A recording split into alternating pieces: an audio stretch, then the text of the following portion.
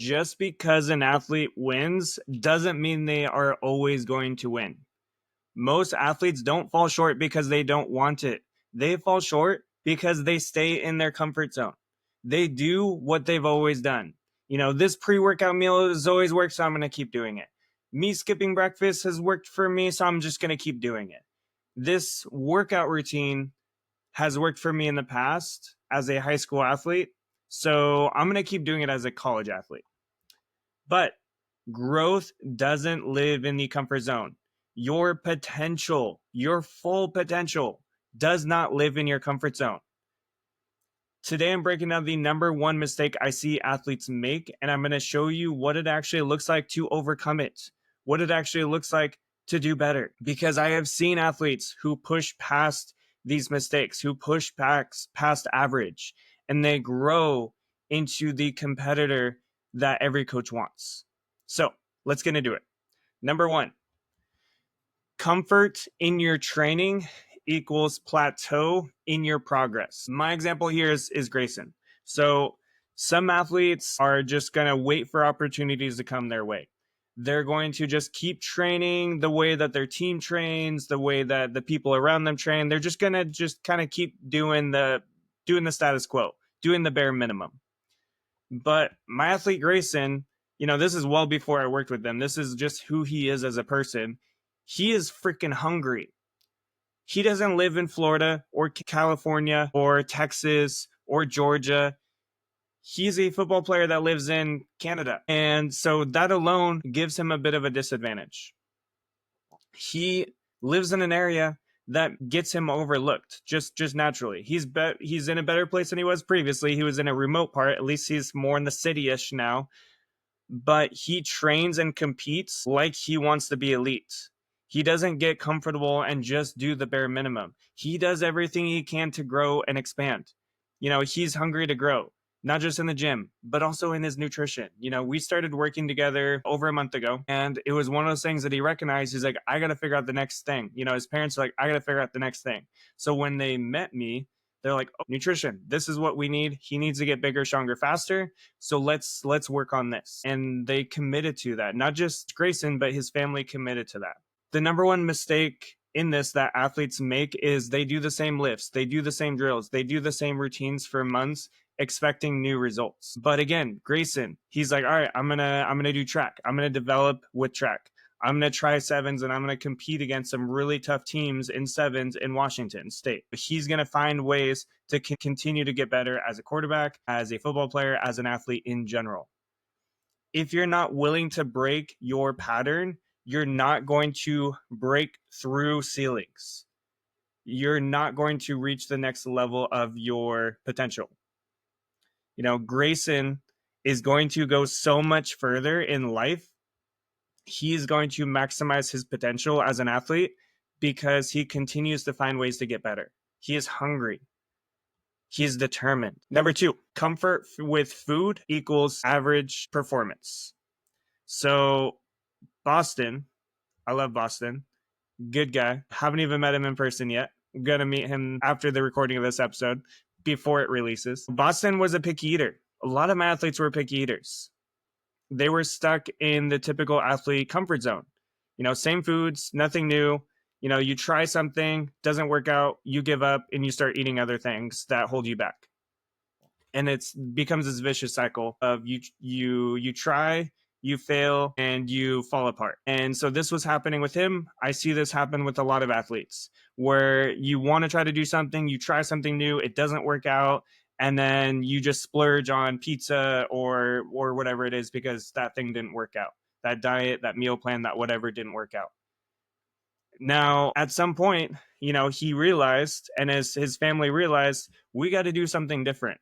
We can't just follow whatever we find on TikTok or whatever some coach says or whatever else you find on Google or online. They're like, we got to find somebody who knows what they're talking about, somebody who can get them the results that he needs.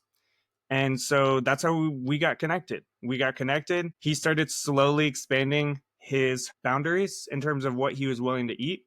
And now he eats a lot more foods than he used to. Like it's a night and day difference in terms of what he eats now versus what he ate before we started working together. And it just becomes part of his habits, part of his routines. He doesn't really have to think about it as much. His family, it's becoming more and more of a routine for them. It's still work, it's still hard work, but it's becoming more and more of a routine. And it wouldn't have happened if Boston wasn't willing to be like, all right, I may not listen to my parents about this, but I'm going to listen to Nick about it. I'm going to listen to somebody else who knows what they're talking about, and I'm going to continue doing it and get the results that I want. And here's the deal. His goal was leaning out, but he recognizes that in season, he's not going to try to lean out too much because he knows that in past seasons, when he's lost a lot of weight, his performance suffered. And so he's focused on, okay, I actually got to eat more carbs in season so that I can perform at the way that I want to get the results I want and to show up my best on the field. So again, he doesn't get comfortable. He recognizes his flaws. He recognizes where things have gone wrong in the past, and he's going to change. And he's willing to try new foods. So I got to ask you guys, are you willing to try new foods? Are you willing to try a new thing? Are you willing to start eating breakfast, even if it requires 5 minutes of your extra time to prep? Are you willing to do something new or stick to your old routines that get you stuck and are good enough? I want to give a flawed example. Somebody who has not done this well is DK Metcalf. We hear the stories about DK Metcalf and how he, has his candy on the sidelines and he's like munching on stuff. He's doing his whatever. Marshawn Lynch, similar, had his candy thing. However, we look at those people and we're like, oh, well, like they did it, so why can't we? And that's where you got to ask yourself, are you DK Metcalf? Are you Marshawn Lynch? Are you Babe Ruth? Because if you're not, why do you think you can do the same things that they can do? They are successful in spite of what they ate.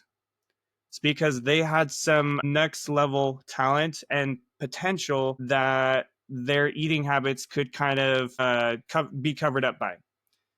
However, Marshawn Lynch probably would have had even more potential if he would have changed a little bit more of what he ate. And I don't know what else he ate besides, I think it was gummies, Skittles. Yeah, I don't know what he ate besides Skittles, but maybe the rest of his diet actually looked really good. So maybe it actually was more balanced.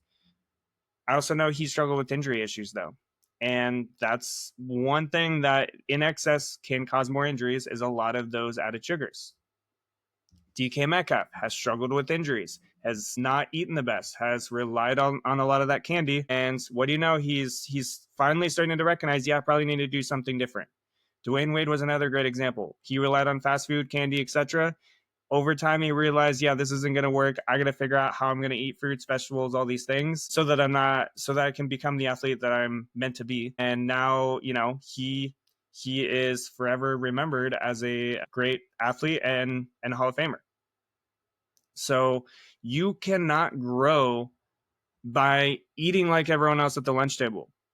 You cannot fulfill your potential as an athlete if you are eating like everyone else at the lunch table. What you put into your body is one of the key separators between average and elite, between elite and pro. Like you've got to find that next edge. If you want to be a great athlete, you got to find that thing that's going to give you an edge. Nutrition is going to be one of those things. This is why my athletes, a lot of them, Boston being an example of it, has decided, hey, this is something I got to do because this is what's going to separate me and really help me maximize my potential and really going to help in the long term too. All right, number 3, I already know that. Or, I know that. I watched that on TikTok. Or, I already saw that. I know that, or, I know. Like these kind of phrases are going to lead to you being stuck in your place. This is going to lead you to not reaching your full potential. If you just know it, then why aren't you doing it? If you know it, then why haven't you gotten the success that you want? So this is my example for this one is Maddie. Maddie is, first of all, one of the nicest people. She's just a good human in general, but she's also, again, one of these very hungry athletes, and she's one of these very, very curious athletes. And I very much appreciate it. Doesn't just do the thing that she saw on TikTok. She doesn't just eat the thing that she saw or that her parents told her to eat. She actually asks questions. She wants to know if that trend that she saw on TikTok was legit. She wants to know whether something that her parent told her or somebody else told her was legit. And so frequently when we would get on calls together, she would shoot me messages, whatever, she would ask me those questions. She wasn't just like, oh yeah, I already know. She actually dug deeper and was like, hey, so I saw this thing. What do you think of this? She was curious. If you want to be an elite athlete, you have to be curious. And this isn't just about nutrition. This is about everything, about your training. If you think that what you already know is enough, then you probably are not going to reach your potential. There's always room to grow. There's always room to learn. So continue to find ways to get better, to grow, to learn, to really, again, fulfill your potential. The mistake that's made is thinking just because you heard something that you mastered it. You have to hear something 5, 10, 20, 30 times before you even do it, let alone master it. So make sure that when you say, oh yeah, I know, if you say that, you better have mastered it at this point. If not, then you got to be like, okay, yes, I'm going to do that. Like, yes, this is when I'm going to do it. You're going to write it down of like, this is what I'm going to do. I'm going to do it on Sunday, or I'm going to do it on the next practice, or whatever it might be. Make sure you do the thing, not just say, oh yeah, I know. The best athletes are students of the game.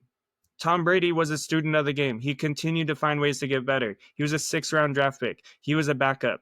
He had to find ways to get better. Then when he got better and he got his starting spot, then he continued to find ways to get better every single year, so that every time a new team came at him, every time he got a new set of wide receivers, he continued to find ways to still win in spite of it. So we've got to have that hungry mindset. We've got to have that student mindset of the game, of nutrition, of your development.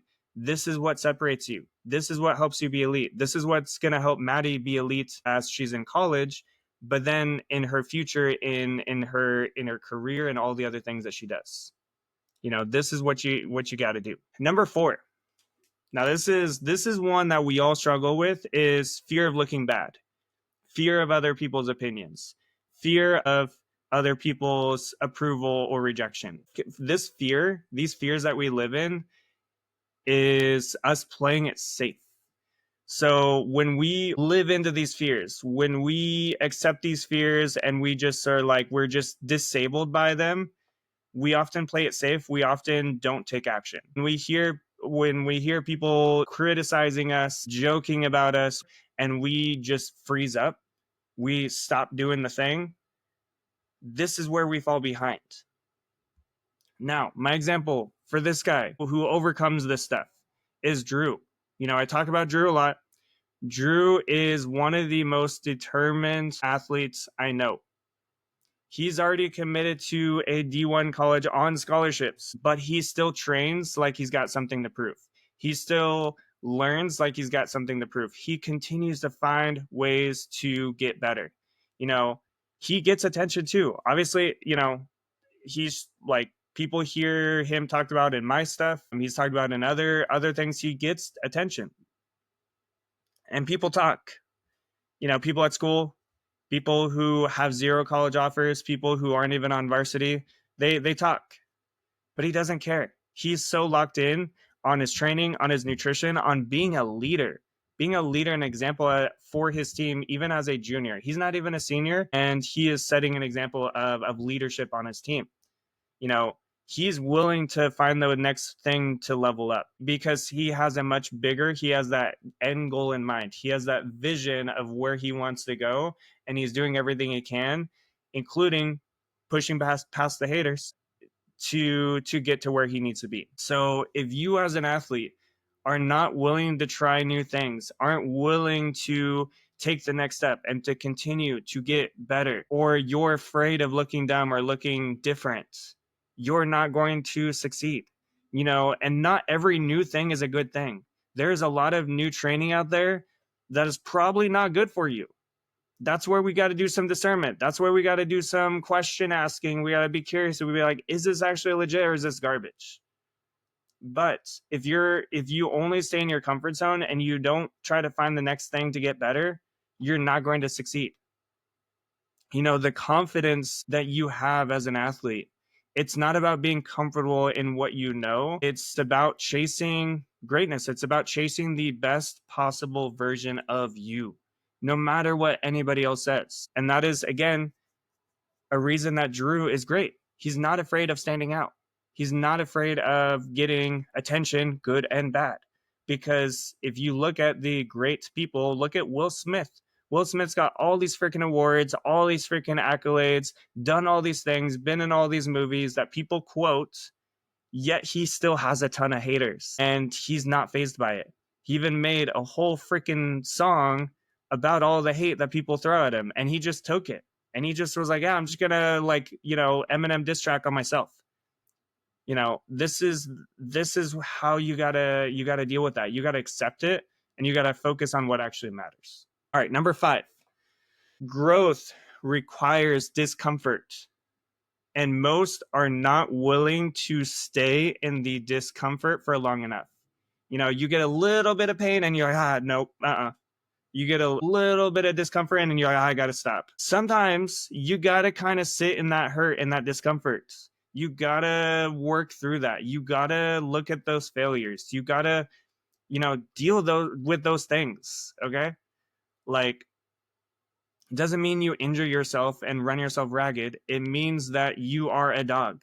You are willing to just go and go and go in spite of everything else, in spite of everything that's thrown your way. And I cannot think of any better athlete to highlight for this is Hudson. Hudson is a freaking dog. Hudson is somebody who grinds, who works, who continues to fight, even when things keep getting thrown his way. He worked his butt off this offseason through the lifting, through doing speed training, through his throwing, hitting drills, and through his nutrition to get bigger, stronger, and faster, to gain, 20, 25 pounds, to get to where he needed to be physically so that he could go from not varsity to varsity, just to get on there. And he did it. He got to varsity. But the resistance, the fight didn't stop there. He had the fight to even be on the field consistently. And just when he was gaining that traction, just when he was getting that momentum, getting into his rhythm, starting to get more of that consistency, hitting the ball more, he got sick, like really sick, and missed 2 weeks worth of games. That is just like punch after punch. Things keep getting thrown his way. And there's more examples through that he's had to kind of fight through. But he's keeps going. Most athletes would give up at that point. They would be like, I'm just going to ride the bench, just kind of chill next year. We'll just try next year. And Hudson's like, no, there's still a couple more weeks of the season. There's still potentially, most likely, playoffs. And so he's hungry and he's going to continue finding a way to get back on that field, to gain the weight back, to get the hydration, get all the things that he needs to do so that he can come back on the field and perform the way he needs to. And he's hungry. He's fighting. He's continuing to find ways to rebuild. So the mistake that athletes make is by quitting or by coasting. So you guys might have heard this term, this quiet quitting that is happening in businesses and in the workforce, where people are essentially kind of checking out. They're working their job, but they're doing the bare minimum. They're coasting. A lot of athletes are just coasting. They're just checking the box. Yep, I went to practice today. Yep, I had dinner after practice. Yep, I got my grades up, and that's it. They don't put in any of the extra work. They don't find a way to get, improve their breakfast or improve their training, their speed. They don't find ways to get better. They rely on that coasting and that comfort zone. Pain is part of the process of success. Discomfort isn't a sign to stop. It's a sign you're growing. Yes, there's going to be pains where, you might need to stop. You get super sick, you get injured, you're leading yourself to an injury. Maybe you're heading towards injury and you got to figure out no, let's fix this so I don't have the Tommy John surgery. There's times where you got to figure things out and you got to change course.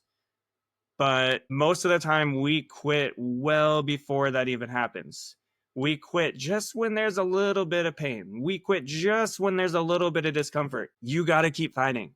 You got to be like Hudson, whose story is still being written. Like, we still don't know, like, hey, what's going to happen? Where's he going to go to college? What's going to happen from here to college? Like, there's a lot of unknowns. However, he's already building that resilience, that fight, that determination that is going to help him maximize what he has, that is going to help him maximize and really fulfill that potential that he has, whatever that potential looks like. And so that's what you have to do. You may not have pro level talent, but if you don't at least try, you're never going to know. I am never going to know what my full potential was going to be as an athlete because I did not put in that work. I did not fight through the pain. You guys got to fight through that pain, that discomfort, and find a way out of it. You guys got to have a support system. You guys got to have the routines. You guys got to learn the things that are going to help you succeed and be the best athlete you can be. So, few questions you need to ask yourself. Number one, are you repeating the same workouts, the same routines over and over and over? Are you eating like you always have, even if it's not working, even when you're still not quite where you want to be? Are you tuning out the advice of parents, of coaches, of other athletes because you already know that? Are you avoiding failure because you're afraid of how it looks? That one right there. Are you avoiding failure because you're afraid of how it looks? The greatest athletes in the world fail more than they succeed. They fail more than anybody else. The reason why those athletes succeed is because they failed more than anybody else. All right, last one. Are you quitting when it gets hard instead of leaning in and learning from that hard, from those losses, from those failures? If you answer to yes to any of those, then we got to talk about it. We got to make some adjustments. We cannot just be stuck athletes in those positions. You got to get a little uncomfortable. You got to try something new. You got to stretch your mindset, stretch your comfort zone, get out of that bubble a little bit. Because the biggest mistake you can make is staying in what you already know. Now, if you guys need help with this, if you guys have questions about this, message me on Instagram, message me on Twitter. If you don't already follow me, pull up the show notes down below and you guys have my links there. Nick Lemke RD. I may not be the person to help you, and that's okay. But I'm going to figure out who's going to be the best person to help you. I might be like, hey, I've got these 3 people, check these 3 people out, and you can connect with them, see if one of them. If it is something I can't help you with, I'm going to figure out a way to help you with that. But I want to make sure that you guys actually ask for help, because in order to get outside of your comfort zone, you got to ask questions. You got to reach out. You got to be curious. If you don't ask the question, you're never going to get an answer. All right, guys. Thanks for listening. As always, make sure that you guys are sharing this with teammates, with friends who are stuck or who are playing it safe. Make sure that they check this out. Make sure that you are encouraging them to get out of their comfort zone as well. And make sure that you guys are subscribing with the mindset, the performance, the nutrition, the training, all the things that we cover on this podcast. You guys gotta have this if you guys really want to be elite. And as always, keep striving for greatness.